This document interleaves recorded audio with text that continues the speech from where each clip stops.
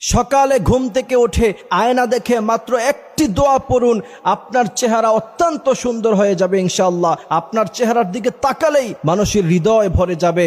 আপনারা দেখবেন মুসলমানদের মধ্য থেকে মানুষ যত বুড়ো হয় চেহারায় তত নূর বেড়ে যায়, এবং অনেক আলেম ওলামাদেরকে দেখলেই বলে তার চেহারার মধ্যে একটা নূর আছে, তার চেহারার মধ্যে একটা লাবণ্যতা আছে। কারণ কি জানেন? কারণ ওই আলেম, ওই বুজুর্গ সবসময় আমলটি করে থাকেন, যার কারণে তার চেহারার মধ্যে একটা লাবণ্যতা থাকে। আপনি দেখবেন যে অনেক সুন্দর মানুষ, চামড়া অনেক ফর্সা, কিন্তু তারা দেখলে ভালো লাগে না, এমন আছে না নাই? কিন্তু আপনি দেখবেন যে অনেক কালো মানুষ, কিন্তু তার চেহারার দিকে তাকালেই দিলটা ঠান্ডা হয়ে যায়। কি লাবণ্য তার চেহারায়, কি সৌন্দর্য তার চেহারায়। আপনি যদি আপনার চেহারাকে তার মতো লাবণ্য বানাতে চান, সুন্দর বানাতে চান, তাহলে প্রতিদিন সকালবেলা ঘুম থেকে ওঠার পরে আয়না দেখার সময় রাসূলের শিখানো একটি দোয়া পড়বেন। আপনার চেহারাও সুন্দর হবে, আপনার আখলাক এবং আপনার চরিত্র আল্লাহ সুবহানাহু ওয়া তাআলা সুন্দর করে দিবেন। সকালবেলা ঘুম থেকে ওঠার পরে আমাদের প্রথম কাজ কি? প্রথম কাজ হচ্ছে আমরা বেসিনের সামনে যাই, সেখানে গিয়ে আমাদের চেহারাটা আমরা দেখি, তারপর সাবান দিয়ে মুখ ধৌত করি। এটাই তো আমাদের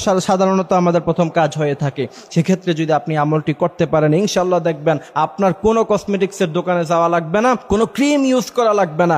ফ্রেশ ওয়াশ ইউজ করেন না, এটা ইউজ করা লাগবে না। আল্লাহ সুবহানাহু ওয়া তাআলা নিজে থেকেই আপনার চেহারা লাবণ্যতা বাড়িয়ে দিবে এবং আপনি অত্যন্ত সৌন্দর্যের অধিকারী হয়ে যাবেন। মানুষের সামনে গেলেই মানুষ আপনার দিকে তাকিয়ে থাকবে, মানুষের দিল ঠান্ডা হয়ে যাবে ইনশাআল্লাহ। প্রিয় ভাইয়েরা আমার, রাসূল করিম সাল্লাল্লাহু আলাইহি ওয়াসাল্লাম বলেছেন, তোমরা যখন আয়না দেখবা, আয়নার দেখার সময় তোমরা পড়বা আল্লাহুম্মা হাসসানতা খালকি ফাহাসসিন খুলুকি। এই দোয়া যদি আপনি পড়তে পারেন নিয়মিত সকালবেলা আয়না দেখার পরে, ইনশাআল্লাহ আল্লাহ সুবহানাহু ওয়া তাআলা আপনার চেহারা অত্যন্ত সুন্দর করে দিবে। এজন্যই আল্লাহ পাক সূরা আল মুমিনুনের মধ্যে বলছেন, ফাতাবারাকাল্লাহু আহসানুল খালিকিন। আল্লাহ পাক মানুষদেরকে সর্বোত্তম আকৃতি এবং সবচেয়ে সুন্দর করে আল্লাহ সুবহানাহু ওয়া তাআলা বানিয়েছেন। তার মধ্যে থেকে আমি কোরআনে বর্ণিত দুইটি ফল খাবেন, ওই দুইটি ফল যদি খান দেখবেন যে চেহারা আরো বেশি সুন্দর হয়ে গেছে। সূরাত আত-তিনের মধ্যে আল্লাহ পাক দুটি ফলের কসম খেয়েছেন, ওয়াত-তিন ওয়াজ-যাইতুন ওয়া তুরি সিনিন।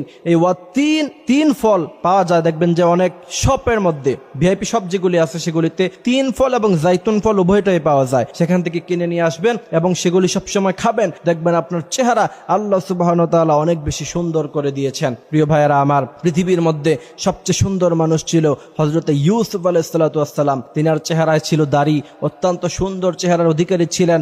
তখনকার সময়ের মিশরের আজিজে মিসর অর্থাৎ প্রেসিডেন্টের বউ তিনাকে দেখে পাগল হয়ে গেছিল। তবে হযরতে আম্মা জান আয়েশা রাদিয়াল্লাহু তাআলা আনহা সম্ভবত তিনার থেকে হাদিস এসেছে, তিনি বলেছেন ওই মিশরের নারীরা যদি মুহাম্মদ সাল্লাল্লাহু আলাইহি ওয়াসাল্লামকে দেখতো, মুহাম্মদ সাল্লাল্লাহু আলাইহি ওয়াসাল্লামকে দেখে তাদের কলিজা পর্যন্ত তারা ছিঁড়ে ফেলতো, এত বেশি সুন্দর ছিলেন মুহাম্মদুর রাসূলুল্লাহ সাল্লাল্লাহু আলাইহি ওয়াসাল্লাম। কি কারণে? রাসূল করিম সাল্লাল্লাহু আলাইহি ওয়াসাল্লাম সবসময় আমলের উপরে থাকতেন তিনি। এজন্যই আমরা যখনই আয়না দেখব পড়বো আল্লাহুম্মা হাসসানতা খালকি ফাহাসসিন খুলুকি।